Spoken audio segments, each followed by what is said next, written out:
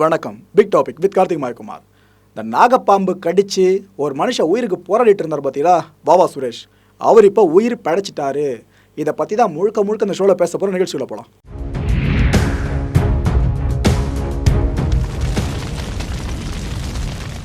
கேரளாவை சேர்ந்த பிரபல பாம்பு பிடி மன்னன் வாவா சுரேஷ். இவர் இது வரைக்கும் கிட்டத்தட்ட 50,000க்கும் மேற்பட்ட பாம்புகளை வெற்றிகரமாக பிடிச்சிருக்காரு. கேரளாவில் இருக்க எந்த பகுதியில் இருக்க மக்களும் தங்கள் வீட்டுக்குள்ளேயோ இல்லைனா தங்களோட அலுவலகத்துக்குள்ளேயோ பாம்பு நுழைஞ்சிடுச்சு அப்படின்னா அவங்க மேக் பண்ணுற முதல் ஃபோன் கால் இவருக்கு தான். அந்த அளவுக்கு இவர் அந்த உள்ளூர் மக்கள் மத்தியில் ஒரு ஹீரோவாக வலம் வந்துக்கிட்டு இருக்கவர். பாம்பு பிடிக்கிறதுனா வாவா சுரேஷ் தான், வேறு யாருமே கிடையாது. அந்த அளவுக்கு பேசுகிற அளவுக்குங்க இவர் அந்த இடத்துல ஹீரோவாக வலம் வந்துக்கிட்டு இருந்தவர். இவர் பிடிச்சிருந்த அந்த 50,000க்கும் மேற்பட்ட பாம்புகளில் ஒரு 200க்கும் மேற்பட்ட பாம்புகள் பார்த்தீங்கன்னா அரிய வகையான ராஜநாகங்கள். இது கூடவே நல்ல பாம்புகள். இந்தளவு பாம்புகளை கரெக்டாக இந்த லாபகமாக ஹேண்டில் பண்ணுறது சொல்லுவாங்க பார்த்தீங்களா, அதில் அந்த மனுஷனை அடிச்சிக்கவே முடியாது. அப்பேற்பட்ட வல்லமை பொருந்திய வாவா சுரேஷ் சமீபத்தில் என்ன பண்ணுறாரு, வழக்கம் போல் ஃபோன் கால் வருது. இது போல் பாம்பு புகுந்துச்சுன்னு சொல்கிறாங்க குடியிருப்பில். அங்கே போகிறாருங்க. போயிட்டு அங்கே ஒரு இடுக்குக்குள்ளே பாம்பு ஒளிஞ்சிக்கிட்டு இருக்கு. அதை பிடிச்சி வெளியே இழுத்துட்டாப்புல.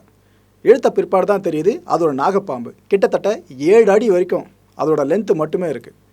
அவர் ஒரு பிளாஸ்டிக் பையை கொண்டு வர சொல்கிறாரு. கொண்டு வராங்க. அந்த பிளாஸ்டிக் பைக்குள்ளே அந்த பாம்பை வெறும் கையில் ஹேண்டில் பண்ணிக்கிட்டு, ஓகேவா, ஒரு இரும்பு ஸ்டிக்கு கூட கிடையாது, வெறும் கையில் ஹேண்டில் பண்ணிக்கிட்டு அந்த பிளாஸ்டிக் பைக்குள்ளே நுழைய வைக்க எவ்வளோ முற்படுறாரு. ஆனால் பாம்பு ஒரு 3 தடவை கிட்ட பிளாஸ்டிக் பைக்குள்ளே போகுது வெளியே வருது, போகுது வெளியே வருது, இப்படியே இருந்துச்சு.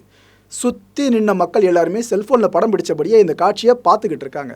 அதுவும் இவரோட பாம்பு பிடிக்கிற ஸ்டைல் இருக்குது பார்த்தீங்களா, இதை ரசிக்கிறதுக்கிட்ட பெரிய ரசிகர் கூட்டம் கேரளாவில் இருக்குது. அப்பேற்பட்ட ஆட்கள்லாம் எங்கே இருந்தாலும் கிளம்பி வந்துருவாங்க வாவா சுரேஷ் பாம்பு பிடிக்கிறது தெரிஞ்சிடுச்சுன்னா. அதே மாதிரி இந்த இடத்துல பல பேர் நின்று பார்த்துக்கிட்டு இருந்தாங்க. இவர் ஒரு கடலோட முயற்சி பண்ணியும் பொறுமை இழந்துட்டாருங்க. அவரோட கால் இருக்குல்ல, அதை கொஞ்சம் மூவ் பண்ணி முன்னாடி எடுத்து வச்சிருக்காரு. அந்த நேரத்தில் அந்த பாம்பு அவரோட வலது கால் தொடையில் பலமாக கடிச்சிடுது. அந்த மனுஷனால் வலி தாங்க முடியல. அது பார்க்கும்போது தெரியுது அந்த வீடியோவில். அவர் அப்படியே கொஞ்சம் பேக் அடிக்கிறாரு. அந்த பாம்பை கீழே விட்டுட்டாரு. சுற்றி மக்கள் நிற்கிறாங்க. அவர் பாம்பை கீழே விட்டுட்டாரு. ஸோ எல்லோரும் அலறுவாங்களே, அங்கே அதே தான் நடந்துச்சு. எல்லாருமே அலறிடிச்சு ஓட ஆரம்பிச்சிட்டாங்க. சுரேஷுக்கு வலி ஒரு பக்கம், இன்னொரு பக்கம் பாம்பு மக்களை தாக்கிடக்கூடாது அப்படின்ற எண்ணம் ஒரு பக்கம். அந்த மனுஷன் இடத்துல பண்ணார், கீழே விட்ட அந்த பாம்பை திரும்ப பிடிச்சார். பிடிச்சு அந்த வலியோடவே அந்த பைக்குள்ளே அடைச்சிட்டு வனத்துறைக்கிட்ட ஒப்படைச்சிட்டு அப்படியே ஒரு ஸ்டெப்பு பின்னாடி எடுத்து வைக்கிறாரு. அப்படியே மயங்கி கீழே விழுறாருங்க.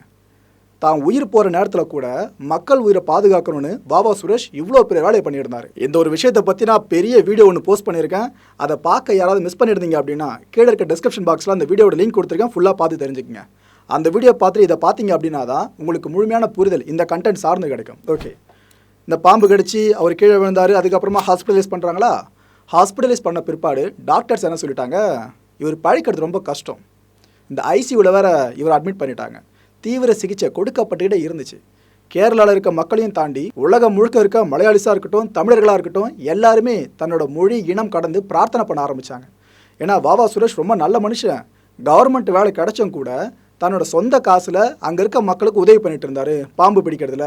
அப்பேற்பட்ட நல்ல மனுஷன் 2 வாரத்துக்கு முன்னாடி கூட ஒரு விபத்தில் சிக்கினார். தலையில் பலத்தை அடிபடிச்சு அந்த ஒரு நிலைமையில கூட குணமடைஞ்சு வெளியே வந்த பிற்பாடு திரும்ப பாம்பு பிடிச்சு மக்களுக்கு உதவி தான் பண்ண வந்தார். இப்பேற்பட்ட நல்ல மனுஷன் எப்படி இறக்கலாம், எப்படி சீக்கிரமாக இறைவன் இவரை அழைச்சிக்கலாம், அதெல்லாம் சரியாக வராது அப்படின்னு சொல்லிட்டு எல்லாருமே பிரார்த்தனை மேலே பிரார்த்தனை பண்ணிக்கிட்டே இருந்தாங்க.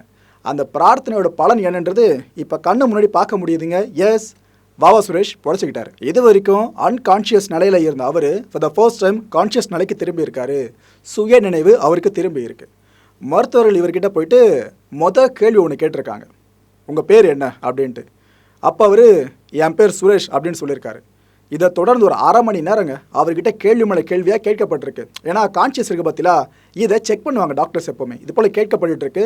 இவர் தொடர்ந்து எல்லா கேள்விகளுக்கும் பதில் சொல்லியிருக்காரு. அதுக்கப்புறம் தான் டாக்டருக்கு தெரிய வருது இவருக்கு ஹெல்த் மட்டும் கிடையாது, இவரோட மெமரிஸும் ரீஸ்டோர் ஆயிருக்குன்னு சொல்லிட்டு. இதெல்லாம் நடக்கிறதுக்கு முன்னாடி அவர் கண் முடிச்சார் பார்த்தீங்களா, அப்போ ஒரு வாயிலிருந்து உச்சரித்த வார்த்தை காட், கடவுள். இந்த பிரார்த்தனை பலன்னு முதல்ல ஒன்று சொன்னோம் பார்த்தீங்களா, அந்த பிரார்த்தனை எங்கே முன்வைக்கப்பட்டுச்சு, கடவுள்கிட்ட. இது ஆக்சுவலாக எப்படி பார்க்கலான்றத பகுத்தறிவாளிகளோ இல்லைனா ஆர்த்திகவாதிகளோ நீங்களே முடிவு பண்ணிக்கலாம். எனக்கு தெரிஞ்சு இது ஒரு மிராக்களை தான் பார்க்குறேன். அற்புதம் அந்த மிராக்கள் சொல்லலை, ஒரு மிராக்களாக பார்க்குறது அவ்வளோதான். வாவா சுரேஷ் பழச்சிக்கிட்டார்ல, இவரோட உடல்நிலையில் நல்ல முன்னேற்றம் தென்படுதில்ல. உடனே மருத்துவர்கள் என்ன பண்ணுறாங்க, ஐசியூலேருந்து அப்படியே ஷிஃப்ட் பண்ணி இந்த ஜென்ரல் வார்டு இருக்கும் பார்த்தீங்களா, அங்கே அவரை மாற்றுறாங்க. அங்கே மாற்றினதுக்கு பிற்பாடு இவருக்கு திரவ நிலையில் இருக்க உணவுகள் மட்டும்தான் கொடுக்கப்பட்டு இருக்குங்க. திட நிலையில் இருக்க உணவுகள் கொடுக்கப்படுறதில்லை. இதுக்கெல்லாம் முக்கியமான ஒரு விஷயம், மனுஷன் எழுந்து உட்கார ஆரம்பிச்சிட்டாப்புல. மரண படுக்கையில் இருந்த ஒருத்தர் அந்த மரணத்தை ஜெயிச்சுட்டு எழுந்து உக்காந்துருக்கார் பெட்டில்.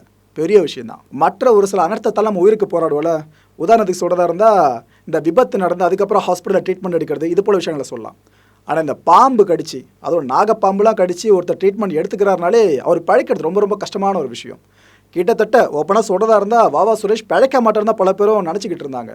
ஆனால் அவங்களும் பிரார்த்தனை பண்ணாங்க. அந்த பிரார்த்தனை பலனாதான் மனசை எழுந்து உக்காந்துருக்காரு. இந்த பாம்பு கடிக்கு ட்ரீட்மெண்ட் கொடுத்த பிற்பாடு அவரோட உடம்புக்குள்ளே இருக்க அந்த உள்ளுறுப்புகள் இருக்குல்லங்க, இதெல்லாம் சரியாக ஃபங்க்ஷன் ஆகுதா அப்படின்ற விஷயத்தை டாக்டர்ஸ் உறுதிப்படுத்தியே ஆகணும். அந்த பரிசோதனைகள் இவர்கிட்டே எடுக்கப்படுச்சுங்க, பாபா சுரேஷ்கிட்டையும். அப்போ பார்த்தீங்கன்னா முதல்ல மூளை சார்ந்து பரிசோதனை பண்ணியிருக்காங்க. இந்த மூளைக்கான ரத்த ஓட்டம் இருக்குது பார்த்தீங்களா, அது சீராக இருக்குங்க, நல்ல விஷயம். அடுத்தபடியாக இந்த லங்ஸ் சார்ந்தும் அவங்க பரிசோதனை முன்னெடுத்திருக்காங்க. லங்ஸோட ஃபங்க்ஷன்ஸும் பர்ஃபெக்டாக இருக்குது. இது எல்லாம் கடந்து முக்கியமான உறுப்பு இதயம் இருக்குல்ல, அதோட செயல்பாடு சார்ந்தும் பரிசோதனை முன்னெடுத்திருக்காங்க. நல்ல வேலையாக இதயத்தோட ஃபங்க்ஷன்ஸும் சீராக இருக்குங்க. இந்த 3 முக்கியமான விஷயங்களும் சீராக இருக்கிறதுனாலேயே டாக்டர் சாட்டிஸ்ஃபை ஆகிட்டாங்க.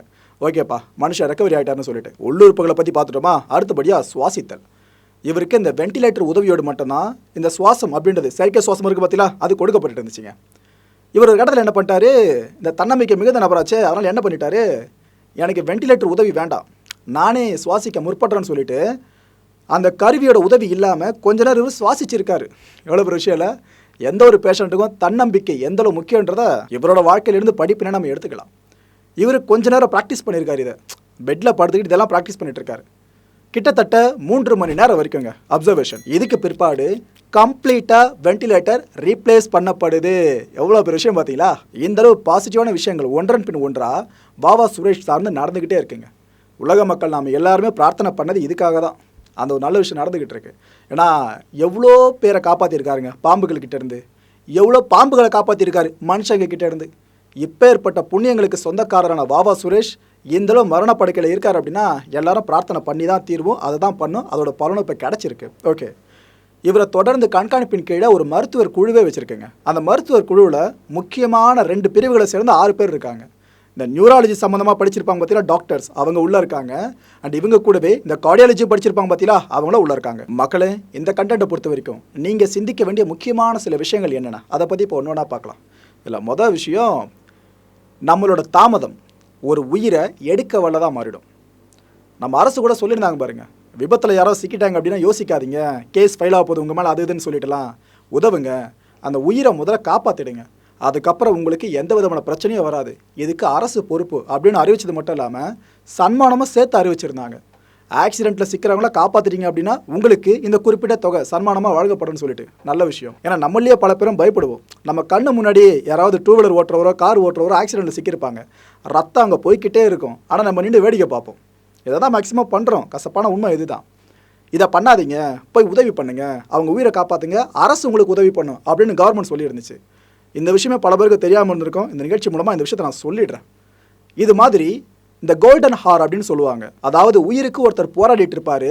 நீங்கள் அந்த உயிருக்கான போராட்டத்தோட கடைசி நிமிடம் இருக்குல்ல, அப்போ கொண்டு போய் ஹாஸ்பிட்டலில் சேர்த்தீங்கன்னா ஒரு பிரயோஜனமே கிடையாது.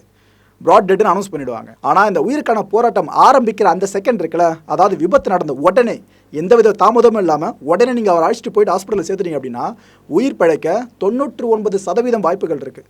இதே தான் பாபா சுரேஷோட விஷயத்துலையும் பார்க்கலாம். இவர் பாம்பு பிடிக்கிறப்ப அது கொத்துது, அதுக்கப்புறம் பிடிச்சு கொடுத்த பிற்பாடு மயங்கி விழுந்தார்னு சொன்னோம் பார்த்தீங்களா. இவர் மயங்கி விழுந்த உடனேயே அங்கே இருந்த மக்கள் ஒருத்தர் கூட தாமதிக்கலைங்க. எல்லாரும் வந்து இந்த மனுஷனை தூக்கி போட்டு ஹாஸ்பிட்டலுக்கு போனாங்க கொண்டுக்கிட்டு. ஹாஸ்பிட்டலில் போய் முதலுதவி முடிச்சுட்டு அதுக்கப்புறம் தான் இந்த பெரிய ஹாஸ்பிட்டலுக்கு கூட்டு போயிருந்தாங்க. இவ்வளோ விஷயம் தாமதமே இல்லாமல் நடந்துச்சு. அந்த தாமத மின்மை இந்த ஒரு காரணத்தினால மட்டும்தான் பாபா சுரேஷ் இப்போ வரைக்கும் உயிரோடு இருக்காரு. 2வது சிந்திக்க வேண்டிய விஷயம், ஒரு பேஷண்ட்டுக்கான மிகப்பெரிய மருந்து எது தெரியுமா? நம்பிக்கை மட்டும்தான். அதுலேயும் மிகப்பெரிய மருந்து பார்த்தீங்கன்னா தன்னம்பிக்கை. நான் பொழைச்சிப்பேன் அப்படின்னு நான் நம்பினா மட்டும்தான் என்னால் பொழைச்சி வெளியே வர முடியும். சுற்றி இருக்கவங்கெல்லாம் நம்மளை நம்புவாங்க, பொழைச்சிப்பான்னு. ஆனால் நான் என் மேலே நம்பிக்கை வைக்காமல் அவ்வளோதான், என் விதி முடிஞ்சு போயிடுச்சு, அப்படியே போயிட வேண்டியது தான், கண்ணை மூடி பழைய ஞாபகங்கள் எந்தளவு வருது பார்க்கலாம், இப்படி பல பேரும் போயிடுவோம். இந்த அவநம்பிக்கை வேண்டவே வேண்டாம்.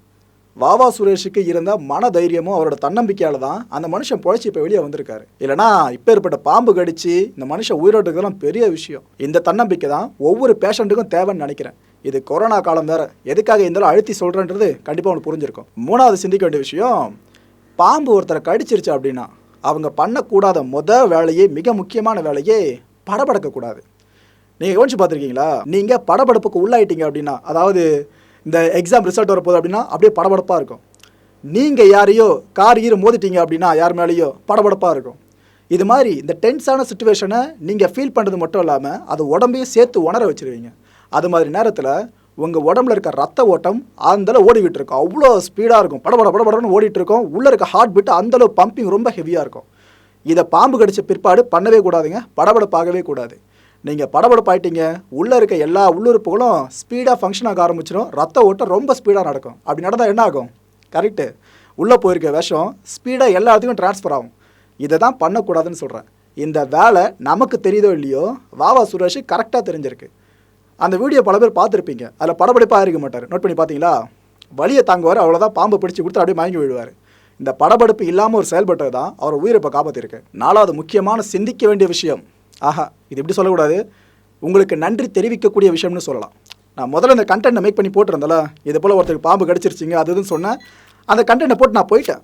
அதுக்கப்புறம் ஒரு 2 மணி நேரம் கழிச்சு வந்து செக் பண்ணுறேன், கமெண்ட் செக்ஷனில் அவ்வளோ பேரும் பிரார்த்தனை பண்ணிங்க. யார்ப்பா தம்பி இந்த வாவா சுரேஷ் பாவமாக இருக்காருப்பா, ஆனால் நல்ல விஷயம்லாம் பண்ணியிருக்காருப்பா, இவ்வளோ சொல்கிறியப்பா, இந்த சோல் சீக்கிரமாக நம்மளை விட்டு போயிடக்கூடாது, நம்ம கூட இருக்கணும், இவர் ஏதாச்சும் பழச்சி வரணும், அது இதுன்னு பல பேரும் அந்த கமெண்ட்லேயே பிரார்த்தனை பண்ணிக்கிட்டு இருந்தீங்க. அப்போ தான் எனக்கே தோணுச்சு, எவ்வளோ நல்ல இதயங்கள் இப்போ வரைக்கும் இருக்குன்னு சொல்லிட்டு. உங்களோட பிரார்த்தனைக்கு பலனாக தான் அந்த மனுஷன் பொழைச்சிருக்காங்க, அதில் மாற்றுக்கிறதே கிடையாது. உங்களுக்கு இது சார்ந்த என்னோட நன்றியை தெரிவிச்சுக்கிறேன். அடுத்த நிகழ்ச்சியில் சந்திக்கலாம். நன்றி, வணக்கம். வணக்கம் நேயர்களே, நம்மளோட மாயம் டிவி யூடியூப் சேனலை யாராவது சப்ஸ்கிரைப் பண்ண விரும்புனீங்கன்னா கீழே இருக்க கமெண்ட் பாக்ஸில் ஃபர்ஸ்ட் கமெண்ட்டாக போட்டு பின் பண்ணியிருக்க லிங்கை அதை கிளிக் பண்ணி நம்மளோட புது சேனலையும் சப்ஸ்கிரைப் பண்ணுங்கள்.